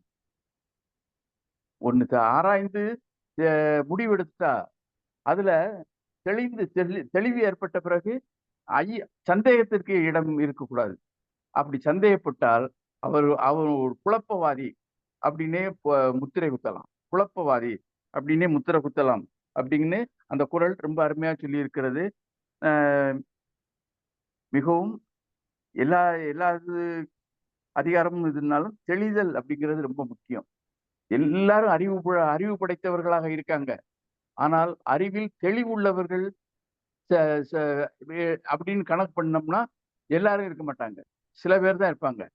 அப்படி அதுக்காகத்தான் இந்த தெரிந்தல் தெளிதல் என்ற அதிகாரத்தையே திருவள்ளுவர் வைத்திருக்கிறார் என்று கருதுகிறேன். இத்துடன் என்னுடைய உரையை நிறைவு செய்து கொள்கிறேன். வாய்ப்புக்கு நன்றி. நன்றி தோழமையே. அடுத்ததாக கணேசன் சாத்தூர் தோழர். தோழர்கள் அனைவருக்கும் வணக்கம். பேராசிரியர் சவுண்ட் கேக்குதா? நல்லா கேக்குது. நல்லது. வாழ்க வளமுடன். வணக்கம், வாழ்த்துக்கள். இன்று முற்றோதல் செய்த மாணவி மழலை மொழியில் உளலிசையாக தன்னுடைய அந்த முற்றோதலை செய்தார்கள். ஆசியா அவர்களுக்கு வாழ்த்துக்களும் பாராட்டுக்களும். அடுத்ததாக உரையாசிரியராக அம்மா வளர்மதி முருகன், அதே போல் நம்ம பேராசிரியர் சொன்ன போல அவருடைய குடும்பத்தினுடைய பெயர்களை சொல்லும் போதே நான் கொஞ்சம் ரொம்ப மகிழ்ச்சியில இருந்தேன். ரொம்ப அருமையான பேர், குரலமுது கனியமுதுன்னு சொல்லி. அதே போல வளர்மதி முருகன் அவர்கள் உரையமுது படைத்து விட்டார்கள். நமக்கு உரையமுது படைத்து விட்டார்கள். அப்பேற்பட்ட திருக்குறளினுடைய அந்த அதிகாரத்தை தெரிந்து தெளிதலை நமக்கு சிறப்பாக எடுத்துரைத்தார்கள். இந்த வகையில் பார்க்கும்போது எனக்கு என்ன அப்படின்னா, அறம் பொருள் இன்பம் உயிரச்சம் நான்கின் திறம் தெரிந்து தேரப்படும் அப்படின்னு சொல்றாங்க. திருக்குறளை பொறுத்த மட்டும் அறம் பொருள் இன்பம் இந்த மூன்றுனுடைய தன்மைகளை வச்சு குறள் அமைச்சிருக்காங்க. இதுல இந்த உயிரச்சம் அப்படிங்கிறத வேற சொல்றாரு. அந்த உயிரச்சம் சொல்லும் போது எப்படின்னா, ஒருத்தனை தேர்ந்தெடுக்கும் போது அவன் அறம் பெறலாதவனாக இருக்க வேண்டும், பொருளாசை இல்லாதவனாக இருக்க வேண்டும், காம இச்சை இல்லாதவனாக இருக்க வேண்டும் அப்படின்னு சொல்றது மாதிரி இருக்குது. இத இன்னொரு முறையில சொன்னோம்னா, மண்ணாசை, பொன்னாசை, பெண்ணாசை அப்படின்னு சொல்லிக்கலாம். அப்ப இந்த 3 தன்மையிலுமே இருக்கும்போது இந்த 3 தன்மைகளையும் அவன் நழுவி பிறந்து வரும்போது அவனுக்கு உயிரச்சம் ஏற்படும். அந்த உயிரச்சம் ஏற்படாத அளவுக்கு அவன் இருக்க வேண்டும் என்று சொல்வதாக நாம் எடுத்துக்கொள்ளலாம். இன்னொன்னு என்ன அப்படின்னா, இந்த குறளுல வந்து இவரு அப்படியே நேரடியா பார்க்கும்போது, அறம்பொருள் இன்பம் ரைட் தான். அப்போ உயிர் அச்சம் அப்படிங்கிறத வந்து, அவன் வந்து உயிருக்கு அச்சப்பட வேண்டுமா? அச்சப்பட வேண்டாமா? அப்படிங்கிற அப்ப உயிரச்சம் படுறவன வந்து நம்ம தேர்ந்தெடுத்து என்ன பண்றது? அது முடியாத காரியமாயி போகும். அப்ப அந்த அந்த அர்த்தத்துல பார்க்கும்போது வேணா, அந்த இதுல வந்து ஏதோ தவறான செயல்கள், இல்ல தீமைகள் ஏற்படுத்துகிறது. அந்த தீமைகளை நினைத்து அவன் அச்சப்பட வேண்டும் என்று சொல்வதாக அமைந்த குறளாக இருக்கின்றது. அ அடுத்த குறள் பார்த்தீங்கன்னா, "அரிய கற்று ஆசற்றார் கண்ணும் தெரியுங்கால் இன்மை அரிதே வெளிறு." இப்ப இதையுமே அவரு என்ன சொல்றாரு அப்டின்னா, இந்த தெரிந்து தெளிதல்ல வந்து இந்த குறளுல வந்து நேரடியான அர்த்தம் இல்லாட்டா கூட, பின்னாடி வரக்கூடியத வந்து சொல்ற மாரி இருக்கு. "அருமையான நூல்களை கற்று குற்றங்கள் எதுவும் இல்லாத இடத்திலும் ஆராய்ந்தால், அறியாமை இல்லாமல் இருப்பது என்பது அரிது." இருக்கும். அப்ப அப்படி அறியாமையும் இல்லாமல் இருக்கக்கூடியவரை இன்னமே தான் வருது அது. இந்த குறளுல இல்லாம, இன்னமே தான் அந்த இது தன்மை வருது. அப்படிப்பட்டவரை நம் தேர்ந்தெடுக்க வேண்டும் அப்படின்னு சொல்ற மாரி இருக்கு. அதே மாரி குணம் நாடி, குற்றம் நாடி, அவற்றுள் மிகை நாடி மிக்க கொளல் அப்படின்னு இருக்கு. இப்ப இந்த குறள்ல வந்து எப்படின்னா, நான் என்ன நினைக்கிறேன்னா, குணம் நாடி, குற்றம் நாடி, அவற்றில் மிகை நாடி மிக்க கொளல்னு இருக்கக்கூடாது. தேர்தல் அப்படின்னு இருக்கணும். அதாவது எப்படின்னா, குழல்ன்னு இப்ப நான் நேரடியாவே ஒருத்தர் வந்து இப்பதான் படித்துக் கொண்டு இருக்கிறார். அவருக்கு வந்து நம்ம குறளைப் பற்றி விளக்கிச் சொல்கிறோம் அப்படின்னு சொன்னா, இதுல நேரடி அர்த்தத்த பார்த்தோம்னா, "உன்னுடைய குணங்களையும், குற்றங்களையும் ஆராய்ந்து, அவை இரண்டினுள் மிகுதியானவை எதுவோ அதை எடுத்துக்கொள்" அப்படின்னு சொல்ற மாரி இருக்கு. அப்ப குணத்த எடுத்துக்கலாம் ரைட் தான். குற்றத்த எப்படி எடுத்துக்கிட முடியும்? முடியாது. அப்ப இந்த வரிய பொறுத்தமட்டுல, குழல் அப்படிங்கிறதுக்கு பதிலாக அப்படிங்கிறதுக்கு பதிலா தேர்தல். அதில் தேர்ந்தெடுத்துக்கோ அப்படின்னு சொல்ற மாரி இருந்தா இன்னும் கொஞ்சம் சிறப்பா இருக்கும். அப்படின்னு என்னுடைய ஒரு சிந்தனை. அதேபோல இப்போ வந்து ஒரு தேர்தல் ந தே தேர்தல் நடக்குது. நம்ம வந்து தேர்ந்தெடுக்கிறோம். ஆராய்ந்து இப்ப வந்து ஒரு ஓட்டு முறையில நம்ம தேர்ந்தெடுத்துக்கிறோம். அப்ப அவர் வந்து தேர்ந்தெடுக்கும்போது அவருடைய ஓட்டுச்சீட்டினுடைய அத வந்து செய்கிறவருடைய தன்மை சின்னத்தின்படியாக அவர் செய்து வந்தார். அப்ப சின்னத்தின்படியாக செய்து வந்தாலும், அவர் வந்து இந்த இந்த பதவிக்கு அவர் சரிதானா? இந்த தொழிலுக்கு அவர் சரிதானா? இந்த துறைக்கு அவர் சார்ந்தவர் தானா? அப்படின்னு வந்து தெரிந்து தெளிவான ஒரு சிந்தனையோடு அமைத்து கொடுத்தால், அந்த அந்த துறையும் சிறப்பா இருக்கும். அந்த ஆட்சியும் சிறப்பா இருக்கும். அதைத்தான் வந்து உங்களுக்கு வந்து "தேரான் பிறனை தெளிந்தான் வழிமுறை தீரா இடும்பத் தீரும்." அதே மாரி பின்னாடி வரக்கூடிய "தேறற்க யாரையும் தேராது தேர்ந்தபின் தேறுக தேரும் பொருள்." அ தே அதாவது அவருக்கு வந்து யாரையும் தேர்ந்தெடுக்காத. அப்படி தேர்ந்தெடுத்துட்டீன்னா, அத பத்தியும் எடுத்த பிறகு, அவர் இப்படிதான் நல்லா செய்வாரு அப்படின்ற நம்பிக்கையோட இருந்துக்கிடணும். நல்லவையா நம்ப வேண்டும் அப்படின்னு சொல்ற மாரி இருக்கு. அப்ப மக்கள் மக்களும் வந்துமே அத நம்பித்தான் அவங்க போடுறாங்க. எல்லாரையும் வந்து நம்பி தான் போடுறாங்க. அதன்படி அ இருந்துச்சுன்னா, இந்த குறளுக்கு ஒரு சரியான தெளிவாக ஒரு பொருளாக அமையும். அடுத்தது கடைசி குறள பார்த்தீங்கன்னா, "தேரான் தெளிவும் தெளிந்தாங்கான ஐயரும் தீரா இடும்பத் தரும்." அதுவும் வந்து ஒருவன் ஆராயாமல் தெளிவடைந்தான். ஆராய்ந்த பின்னும் இவன் சரிப்பட்டு வராமன்னு நீக்காம, அவன வந்து உண்மையிலேயே கரெக்ட்டான நபர் தான். இவரை தேர்ந்தெடுத்ததுல வந்து நம்ம ரொம்ப தெளிவா தான் இருக்கோம். அப்படின்னு நெனச்சு, அந்த இத முடித்துக் கொள்ள வேண்டும் என்று சொல்வதா இருந்தது. ரொம்ப அருமையான குறள்களாக அமைந்தது. நம்ம பொது வாழ்க்கையில மக்களுக்கு உரிய அறத்தை தெளிவிக்கக்கூடிய, எல்லோரும் தெரிந்து தெளிதல் வேண்டும் என்ற சிந்தனையில இருக்க வேண்டும் அப்படின்றத சொல்ற மாரி குறளாக அமைந்தது. வாழ்க வளமுடன். வணக்கம், வாழ்த்துக்கள். நன்றி. பேராசிரியரே ஒரு நிமிஷம். தோழமையே. பேராசிரியர் சொல்லுங்க. ஆ,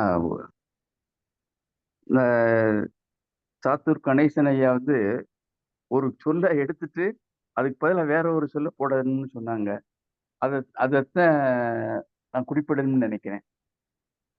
மிகை நாடி மிக்க குழல் அப்படின்னா, அந்த எந்த குணம் நாடி குணம் நிறைய இருக்கவங்கள வேலைக்கு அமர்த்தி கொள்ள வேண்டும் அப்படிங்கிறதுக்காகத்தான் குழல்னு போட்டிருக்காரு. தேரல்னு போட்டா அது இப்போ சரியான பொருளை தராது. மேலும் இன்னொன்னு, அன்னைக்கு ஒரு பேராசிரியர் மாணவன் எழுதிய கட்டுரையிலிருந்து உன்னை மேற்கோளா சொன்னாரு. இவ அப்படி மாணவனை முன்னிறுத்தி ஆசிரியர் நிற்பது மகிழ்ச்சியாக இருக்கிறது. அதாவது அந்த மாணவன் எழுதியிருந்த கட்டுரையில குறிப்பிட்டிருந்ததை சொன்னார். தாஜ்மஹால்ல ஒரு கல்லை எடுத்துட்டு, ஒரு செங்கலையோ ஏதோ கல்லை எடுத்துட்டு அதுக்கு பதிலாக வேற ஒரு செங்கலை இணைச்சிடலாம், சேர்த்துடலாம். ஆனா திருக்குறள்ல ஒரு சொல்லை எடுத்துட்டு அதுக்கு பதிலாக வேற ஒரு சொல்ல வைக்கவே முடியாது அப்படிங்கிறது முற்றிலும் உண்மை, 100% உண்மை. அதனால அந்த சொற்களை மாற்ற வேண்டும் அப்படிங்கிறது அந்த ஒரு சிலர் மாற்றிருக்காங்க. அதையெல்லாம் திருக்குறள் உணர்வாளர்கள் அதையெல்லாம் தூற்றி எரிச்சிருக்காங்க. அந்த இதெல்லாம் நடந்திருக்கு. அதனால திருவள்ளுவர் அந்த குழல் அப்படிங்கிறது போட்டிருக்கிறது தான் மிக பொருத்தமான சொல்லாகும் என்று சொல்லி நிறைவு செய்கிறேன். வாய்ப்புக்கு நன்றி. நன்றி தோழமையே. அம்மா ரேவதி அம்மா வணக்கம். நல்லாசிரியரே. கலை இலக்கிய பெருமன்ற உறுப்பினர்கள் அனைவருக்கும் என் வணக்கத்தை தெரிவித்துக் கொள்கிறேன். இன்றைய தெரிந்து தெளிதல் அதிகாரம் நம்ம அனைவருக்கும் புரியும்படியாக மிகவும் மெல்லிய நீரோட்டம் போன்று தெளிவாக வளர்மதி முருகன் அவர்கள் பொழிப்புரை கொடுத்தார்கள். மாணவி ஆஷிகா மிகவும் தெளிவாக முற்றோதல் செய்தார்கள். அவர்களுக்கு என்னுடைய வாழ்த்துக்களை தெரிவித்துக் கொள்கிறேன். இந்த குணம் நாடி குற்றமும் நாடி அவற்றுள் மிகை நாடி மிக்க குறள்ங்கிற திருக்குறள் அடிக்கடி நான் வகுப்புல சொல்ற குறள் தான். இந்த சின்ன பசங்க எந்நேரம் அடுத்த பிள்ளைகளை குறை சொல்லிட்டே இருப்பாங்க. அவங்க ஃப்ரெண்டு நண்பர்களா தான் இருப்பாங்க, ஆனாலும் குறை சொல்லுவாங்க. வந்தவங்க ஒரு 10 நிமிஷம் அதுக்கே போயிடும். அப்ப அதை சொல்லுவேன், இந்த அவன் செஞ்ச நல்லதெல்லாம் எடுத்துக்க, அவன் செஞ்ச உனக்கு என்ன கெடுதல் செஞ்சான்னு நீ நினைக்கிற அதை எடுத்துக்க, ரெண்டுலையும் பாரு எது ரொம்ப இருக்கு, அது பிரகாரம் நீ நடந்துக்க. முதல்ல நீ நல்லவனா இருந்தாதான் அடுத்தவனையும் நல்லவனா பார்க்க முடியும் அப்படின்னு அந்த குழந்தைகள்கிட்ட சொல்லுவோம். அதனால அந்த குறள் அடிக்கடி நாங்க சொன்ன குறள் தான். அடுத்து, தேரற்க யாரையும் தேராது தேர்ந்தபின் தேறுக தேரும் பொருள் அந்த குறளுக்கும், தேரான் தெளிவும் தெளிந்தான் கண் ஐயுறவும் தீரா இடும்பை தரும் இந்த குறளுக்கும் நான் திருக்குறளே ஒரு பதில் சொல்லிடுறேன். அறிவுடையார் ஆவது அறிவார், அறிவிலார் அஃதறி கல்லாதவர். இதுதான் அதுல இருக்கக்கூடிய பதில். வாய்ப்புக்கு நன்றி, வணக்கம். நன்றி தோழமையே. அடுத்ததாக நம்முடைய அரசெல்வி அம்மா, அரியலூர் அரசெல்வி அம்மா. அனைவருக்கும் வணக்கம். இன்று முற்றோதல் செய்த மாணவிக்கு வாழ்த்துக்கள், பாராட்டுக்கள். அடுத்து இன்றைய உரையாசிரியர் கருத்துக்களை தெள்ள தெளிவாக தங்கு தடையின்றி தொய்வில்லாமல் தொடர்ச்சியாக கொண்டு சென்றார். இறுதியாக முடித்ததும் மிக அருமை. அவர்களுடைய அந்த கருத்து தெளிவு பாராட்டுக்குரியது. உரையாசிரியருக்கு எனது பாராட்டுக்கள், வாழ்த்துக்கள். இந்த 51வது அதிகாரம் தெரிந்து தெளிதல், இது ஒரு செயலாகட்டும், இல்ல மனிதனாகட்டும், இல்வாழ்க்கையாகட்டும், 3த்துக்குமே பொருந்தக்கூடியதான் இந்த 10 குறட்பாக்களும். இதுல முதல் குறளும் பேசுற வாய்ப்பு இருக்கா இல்லையா? 10வது குறளுக்குள்ள இந்த 8 திருக்குறளும் உள்ளடங்கி வருது. இதுல பாத்தீங்கன்னா அந்த 2வது குறள், குடியில் பிறந்து குற்றங்கள் இல்லாம நீங்கி பழி செயலுக்கு அஞ்சுகின்ற நாணமுடைய, அவங்களெல்லாம் நம்பிதான் பொண்ணு எடுக்கிறாங்க, பொண்ணு கொடுக்குறாங்க, மாப்பிள்ளை தேர்ந்தெடுக்கிறாங்க. இந்த தன்னோட இல்லத்துக்கு வரக்கூடிய மணமகனாகட்டும் மணமகளாகட்டும் அவர்களை இந்த மாதிரி குணத்தை உள்ளவர்களாக பார்த்து தேர்வு செய்தல், அதுதான் எனக்கு ஞாபகத்துக்கு வந்துச்சு. அடுத்து அப்படி இருந்தாதான் இந்த முதியோர் இல்லங்கள் இருக்காது. இந்த மாதிரி குணமுடையவர்கள் வீட்டுக்கு வரும்பொழுது முதியோர் இல்லங்கள் ஒழிக்கப்படும். அடுத்த 3வது குறள், இன்மை அரிதே வெளிறு. எல்லாரும் சொன்ன மாதிரி மிகப்பெரிய அறிஞர்களுக்கும் அந்த ஏதோ ஒரு சின்ன அறியாமை இருக்கும். நம்ம தாமஸ் ஆல்வா எடிசன் எல்லாத்துக்கும் தெரியும், எவ்வளோ பெரிய கண்டுபிடிப்புகள், எவ்வளவு நூற்றுக்கணக்கான இது கண்டுபிடிச்சிருக்காரு. அவர் ஒரு நாள் கதவுல அவர் ரூமுக்கு உள்ள வர அந்த கதவுல பெரிய ஓட்டை ஒண்ணு சின்ன ஓட்டை ஒண்ணு போட்டாராம். வேலைக்காரர் கேட்டாராம், எதுக்கு இந்த மாதிரி பெரிய ஓட்டை ஒண்ணு போட்டிருக்கீங்க, அதுக்கு கீழே வந்து சின்ன ஓட்டை போட்டிருக்கீங்கன்னு. அதுக்கு எடிசன் சொன்னாராம், நான் ஆசையா வளர்க்குற பூனை எந்நேரம் ஆனாலும் என்கிட்ட வரணும் போகணும். பெரிய பூனைக்கு பெரிய ஓட்டையும் சின்ன பூனைக்கு சின்ன ஓட்டையும் போட்டேன்னாராம். அப்ப அந்த வேலைக்காரர் சொன்னாராம், ஐயா இந்த பெரிய ஓட்டையிலேயே சின்ன பூனையும் வந்துடாதா, அதுக்குன்னு ஏன் தனியா ஓட்டை போட்டீங்க அப்படின்னு கேட்கும்போது அவருக்கு, ஆமால்ல அது எனக்கு தெரியலையே, எனக்கு அப்படி தோணலையே அப்படின்னு இருக்காரு. ஆக மிகப்பெரிய அறிஞர், அவர்கள்ட்டையும் ஒரு சின்ன அறியாமை இருக்கதான் செய்யுது. அடுத்து குணம் நாடி குற்றமும் நாடி. இது என்னுடைய பார்வையில உறவுகளுக்குள்ள வருத்தம் வருது பாருங்களேன். உறவே வேண்டான்னு முறிச்சுக்க கூடாது. நம்ம வந்து உறவா இருக்கும்போது அவர் செய்த நல்ல விஷயங்களை மட்டும் மனதில் இருத்தி கொஞ்சம் இடைவெளியோட அந்த உறவை தொடர்ந்துக்கணும். அவர் செய்த மனத்திற்கு வருத்தத்தை தரக்கூடிய செயலெல்லாம் தூக்கி வச்சுட்டு நிக்க கூடாது. அவர் செய்த நல்ல விஷயங்களை மட்டும் நம்ம எடுத்துக்கிட்டா அந்த உறவை ஒரு இடைவெளியோட தொடர்ந்து கொண்டே இருக்க வேண்டும். அதுக்கு அந்த குறள் பொருத்தமானதாக இருக்கும். அடுத்து 5வது குறள், குணங்களுக்கு பெருமை வருதுன்னா செயல்கள் தான். நம்ம செய்யற செயல்களை வச்சுதான் பெருமை வரும். ஒரு நாள் ஸ்கூல் விட்டு நாங்க எல்லாருமே போறோம், பிள்ளைகள் பெரிய பிள்ளைகள் போகுது, சின்ன பிள்ளைகள் எல்லாம் கலந்து 1-8 போகுது, நாங்களும் பின்னாடியே போயிட்டு இருக்கோம். அந்த தெரு வழியாவே போவோம். வீட்டுக்கு ஒரு பைப்பு, தெரு பைப்பு இருக்கும். அதுல ஒரு பைப்புல தண்ணி திறந்தே வச்சிருக்காங்க, தண்ணி ஓடிக்கிட்டே இருக்கு, பிள்ளைகள் எல்லாம் பார்த்துக்கிட்டே போகுது. ஒரு 2ஆம் வகுப்பு மாணவன் போய் அந்த தண்ணியை மூடுனான், பைப்பை மூடுனான். அவ்வளோ பிள்ளைகள் முன்னாடி பெரிய வகுப்பு பிள்ளைகளும் போகுது, யாருமே கண்டுக்கல. மறுநாள் இறைவணக்க கூட்டத்துல அந்த பையனை பாராட்டி பரிசு கொடுத்தோம். ஆக பெருமை என்பது அவர்களோட செயலை தான் வச்சுதான் பெருமையா சிறுமையான்னு சொல்றோம். இந்த 6வது குறள் எடுத்தீங்கன்னா, பழைய சுற்றத்தார் அல்லாதார். இப்ப எங்க ஒரு குழந்தை, அதுவும் பையனா போச்சுன்னா சுத்தமா ஒருத்தரும் இல்ல, ஒரு பையன் ஒரு பொண்ணுன்னு வச்சுக்கிறாங்க. நான் அந்த உறவு அத்தை மட்டும்தான். அந்த பையனோட பிள்ளைகளுக்கு சித்தப்பா கிடையாது, பெரியப்பா கிடையாது. உறவுகளே குறைந்து கொண்டு வருகிறது. எங்க வருங்காலத்துல சுற்றத்தாரே இருக்காது போல இருக்கு. அந்த ஒரு குறள் வந்து வருங்காலத்தில் எப்படி கையாளப்படுகிறது என்று தெரியவில்லை. அந்த பேதமை எல்லாம் தரும் 7வது குறள்.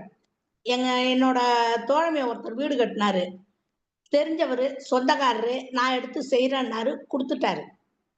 அதோட விளைவு என்னாச்சுன்னா, இவரால எதையும் சொல்ல வைக்கல அவர்கிட்ட. இதை இப்படி செய்யுங்க, அதை அப்படி செய்யுங்க, ஏன் இதை கூடுதலா போடுறீங்க, இதை குறைங்க, அப்படி எதுவுமே சொல்ல முடியல அவரால. இப்ப வருத்தப்படுறாரு, தெரிஞ்சவன்னு விட்டுட்டோம், அவனுக்கு தெரியாத நம்ம சொல்லணும்னா கூட இப்ப தயக்கமா இருக்கு அப்படின்ட்டு. அது இந்த குறளுக்கு பொருத்தமா இருக்கு. கடைசி குறள், ஆராயாமல் ஒருவனை தெளிதலும் கண்டதும் காதல்.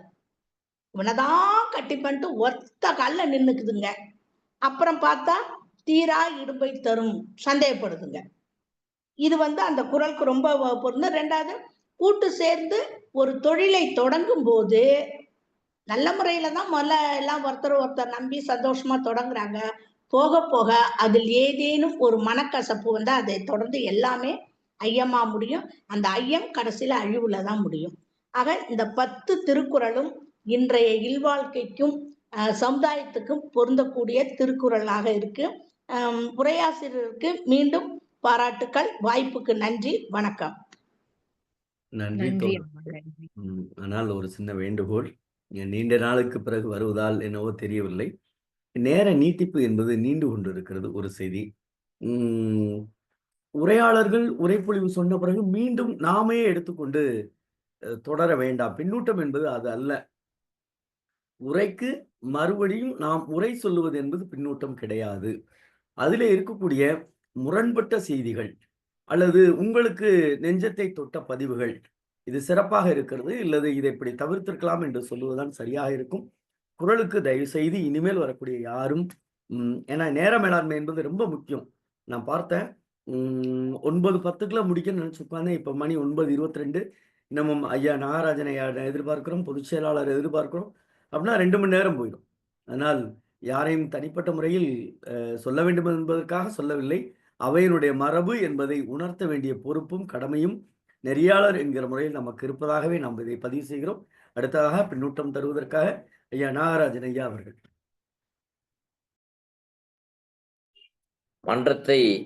மாமன்றத்தை மகிழ்வோடு வணங்குகின்றேன்.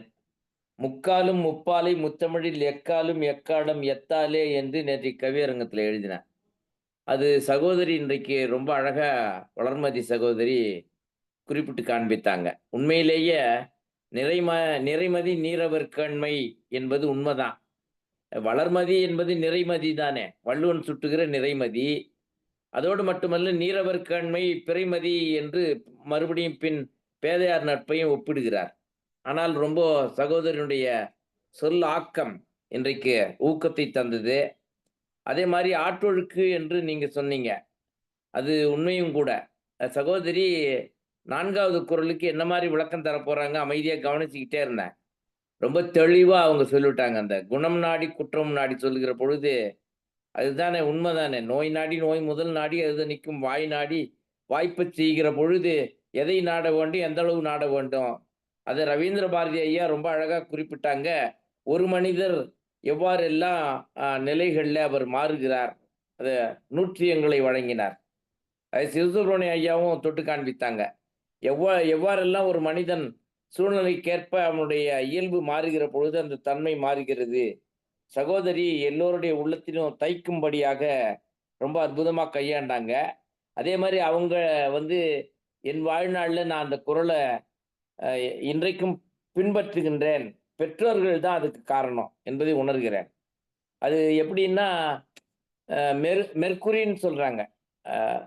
அந்த ஆஷிகா என்பதையே நான் இப்போ பார்த்தேன், நெட்டில் பார்த்தேன், மெர்க்குரி. அதோடு மட்டுமல்ல சாரோலஸ்ன்றாங்க. அப்போ அந்த ஆஷிகாவினுடைய வளர்ப்பு இந்த பிராயத்தில் எப்படி இருக்குதுன்னா, வளர்மதி சகோதரி அப்போ அங்கே வளர்ந்துருக்கிறாங்க. ஆகையினால அந்த பெற்றோர்களையும் வணங்குகின்றேன். அதே மாதிரி சகோதரி ஆஷிகா ரொம்ப இன்மழை ரொம்ப அருமையாக இருந்தது. உச்சரிக்கிற பொழுது நான் தவறு வர்ற இடம்லாம் குறிச்சிக்கிட்டே வந்தேன். அது இயற்கை தான். சரிதான், சொல்லு தேர்ந்து சொல்லணும். அது பயிற்சியில் வந்துடும் பிற்காலத்தில். ஆகையினால் இன்றைய உரைப்பொழிவையும் இன்றைய முற்றுவதலையும் மிக நேசித்தேன். ரொம்ப அற்புதமாக இருந்தது. ஒன்றை மட்டும் சொல்லிவிட்டு, நான் தேரல் என்பது மதுன்னு சொல்றாங்க. அப்போ தேறுதல்ல ஒருவேளை இருக்கலாம், நம்ம பிறரை தேர்ந்தெடுத்திருக்கலாம். அதைத்தான் சகோதரி வீட்டை விட்டுட்டதை உரைச்செல்வி சகோதரி குறிப்பிட்டாங்க. வீட்டை ஒப்படைச்சிட்டு நானும் அப்படியே பார்த்துக்கிட்டே இருக்கேன். அடடே, நாமளும் 13 லட்சம் 14 லட்சம் கொடுத்தோமே, இப்படி ஒழுகுற மாதிரி ஆக்கிட்டானேன்னு சகோதரி சொன்ன உடனே தான் எனக்கும் பொறி தட்டுது. அப்போ நாம நம்பித்தான் ஒப்படைக்கிறோம். சூழ்நிலை அப்படித்தான். அது சரியாக தேர்தல் இல்லை. அதை குழல் என்பதை ஏன் மாற்றக்கூடாது என்று சாத்தூர் கணேசன் ஐயா கூட பதிவிட்டாங்க. அப்புறம் சிவசுப்ரமணிய ஐயா அதை மறுத்ததை பார்த்தோம். மறுக்கல, ஒரு கருத்தை சொன்னாங்க. அது குழல் என்கிற கருத்து செய்வினை செய்வான் செயல்முறை அவ்வினை உள்ளறிவான் உள்ளம் குழல் என்று 677வது குறள்ல இங்கே இந்த மாதிரி பிரச்சனை வந்துட போகுதுன்றது உத்தேசித்தான் போல் இருக்கு. அங்க சொல்றார், கொள்ளுதல் வேறு தேறுதல் வேறு. தேறல் என்பது மயக்கத்துக்கு உள்ளது, தேறுதல் என்பதும் மயக்கத்திலே நம்மை ஆழ்த்தும், நமக்கு புரியாது சில நேரத்துல. ஆகையினால தேறுதல் என்பதை விட தேர்தலை விட தெளிதல் ரொம்ப முக்கியம். ஆகையினால்தான் தெரிந்து அதோடு நின்றுடக்கூடாது, தெளிதலும் வேண்டும். சகோதரி அதை 8வது குறளை விளக்கும் பொழுது ரொம்ப நேர்த்தியா சுட்டி காண்பித்தாங்க. இன்றைய உரையில அவங்க 8வது குறள்ல சொல்லும் பொழுது, ஒருவேளை ஒரு மனிதனுடைய செயல்பாட்டிலே பின்னடைவு இருக்குமானால் அது it leads to whole result. அது அங்க ரொம்ப அழகா சுட்டி காண்பித்து, நல்லாசிரியர் புதுவை நல்லாசிரியர் நல்லாசிரியர் தான், அதுல ஒன்றும் சந்தேகமே இல்லை. உரை இன்றைக்கு நேர்த்தியாகவும் அதே நேரத்துல மிக ஒரு உதாரணம் சொல்றேன். குறள் எண் 2ல அந்த வடு எவ்வாறு ஒரு நல்ல குடியில கூட வந்துடுது, அது எப்படி சொல்ல போறாங்கன்னு பாத்துக்கிட்டு இருந்தேன். பரவாயில்ல, தெளிவாவே சொன்னாங்க. நல்ல குடியில கூட சில நேரத்துல இழிவு வந்து விடலாம் இல்லையா? தயரதன் விரும்பியா அம்ப போட்டான், ஏதோ சத்தம் இல்ல, அது என்னடா சத்தமா இருக்குன்னு அம்ப போட்டான். அதுக்கப்புறம் தான் தெரியுது கண்ணிழந்த பெற்றோர்களுடைய, வயோதிக பெற்றோர்களுடைய ஒரே பிள்ளை. அது நம்ம உள்ளத்தை உருக்கும்படியாக தைக்கும்படியாக கம்பன் நிலைநாட்டுறதா இல்லையா? அதனால்தான் அவன் மிகச்சிறந்த கல்வியில் பெரிய கம்பன். அவன் எதையெல்லாம் அற்புதமாக பதிகின்றான் இல்லையா? இப்ப நினைச்சாலும் அந்த தயரதனுக்கு அநியாயமா வந்துச்ச, ஆனால் அந்த சாபத்திலேயும் ஒரு நன்மை நடந்துருச்ச. மகிழ்ச்சி அடைகிறான். அப்ப எனக்கு பிள்ளை பிறக்கிறானா என்று மகிழ்ச்சி அடைகிறான் இல்லையா? அதே ராமனை பிரிகிற பொழுது ஊர் எழுதன, உள்ள மரங்கள் எழுதன, உயிரினங்களும் அழுதன இல்லையா? கம்பெனி நீங்க பேசுறது கேட்கல. ஆனந்த கண்ணீரை நல்லா ஸ்ரீரையா, நீங்க பேசுறது கேட்கல. மைக் மியூட் ஆயிடுச்சுன்னு. இல்ல கேக்குது, நல்லாசிரியர் பேசுறது கேக்குது. இங்கே ஆனந்த கண்ணீரை வைக்கிறான், அங்கே ஆவேச கண்ணீரை வைக்கிறான். ஆகையினாலே கம்பனும் திருவள்ளுவரும் கதி என்பதை மன்றம் மறுபடி சகோதரி வளர்மதியின் உரையினாலும் ஆஷிகாவினுடைய தெள்ளிய நல்ல முற்றோதலினாலும் மறுபடியும் நிரூபணம் செய்கிறது. வாய்ப்புக்கு நன்றி, விடைபெறுகிறேன். நன்றி, வணக்கம். மிக்க நன்றி ஐயா.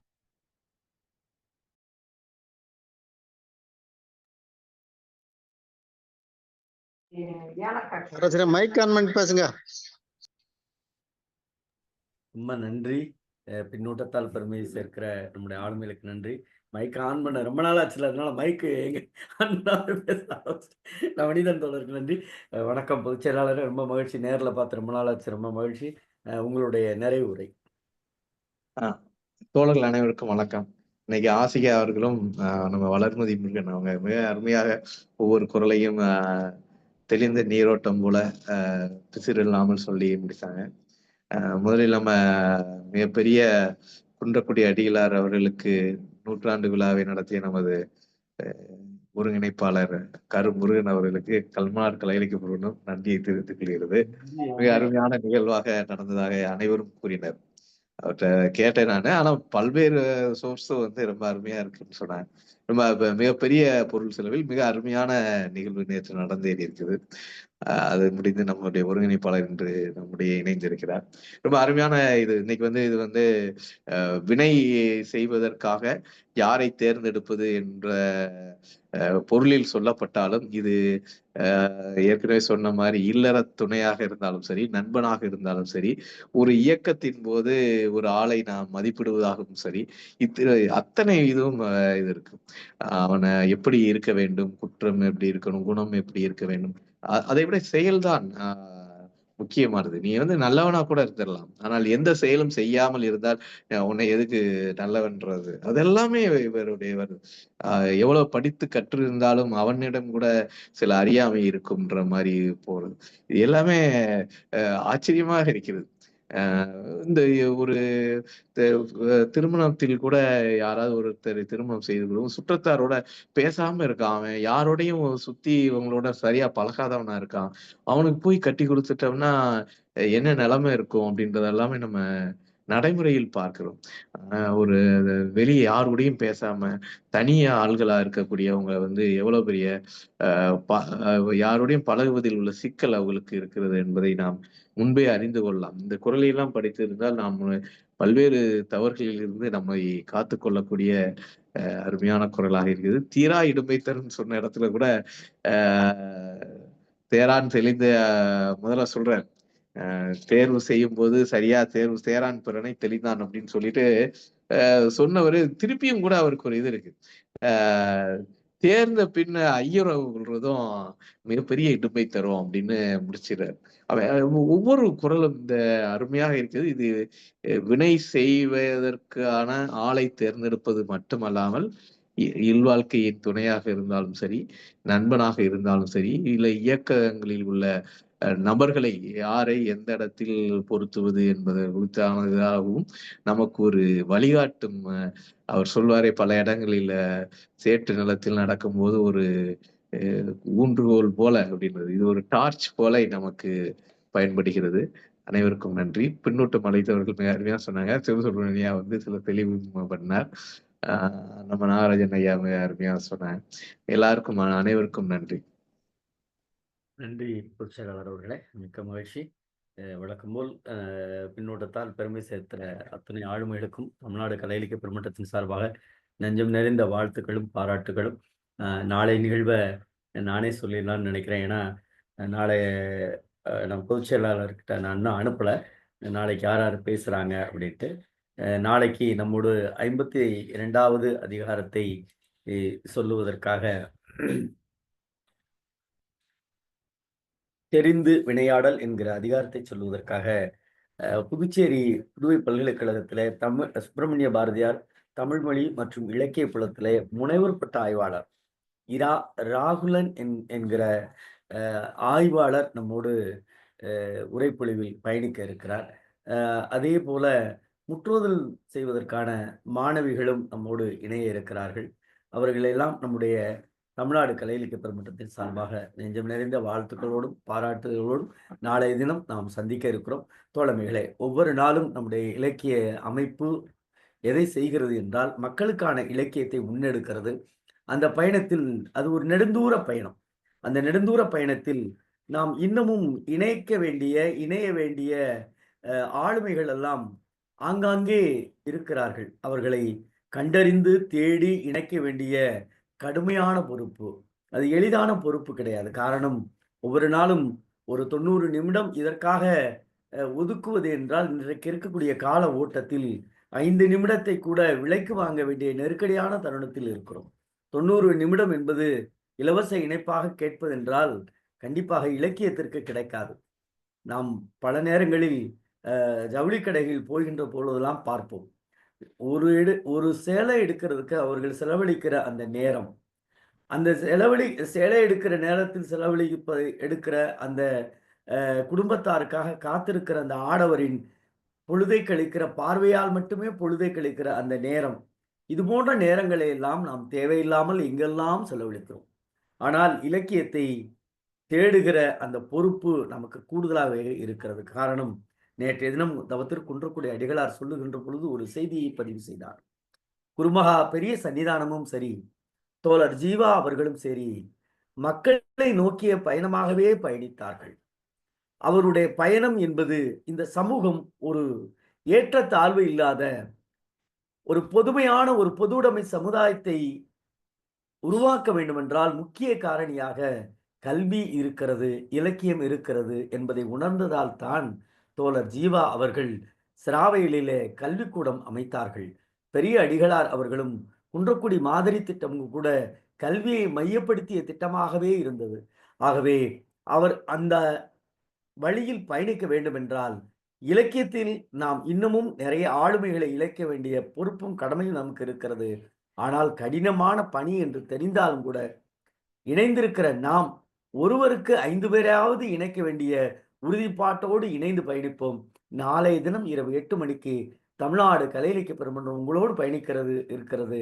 இன்றைய தினம் முற்றுவதலால் பெருமை செய்த இவ்வளவு நேரம் நம்மோடு இருந்து நாம் சொல்லிய உரைகளெல்லாம் கேட்ட ஆயிஷா அவர்களுக்கு, குறிப்பாக அவருடைய பெற்றோருக்கும், அவருக்கும், அவர் பள்ளியில் இருக்கிற ஆசிரியர்களுக்கும், தலைமை ஆசிரியர் உள்ள அத்துணை பேருக்கும், நம்மோடு உரைப்பொழிவில் பயணித்த ஆசிரியர் அம்மா அவர்களுக்கும் நெஞ்சம் நிறைந்த வாழ்த்துக்களையும் பாராட்டுக்களையும் சொல்லி நாளைய தினம் இரவு 8 மணிக்கு தமிழ்நாடு கலை இலக்கிய பெருமன்றம் நாளும் ஒரு அதிகாரம் என்கிற தலைப்பின் கீழ் தோழர் ஜீவாவின் கனவுகளோடு பயணிக்கிறோம். நன்றியும் வணக்கம்.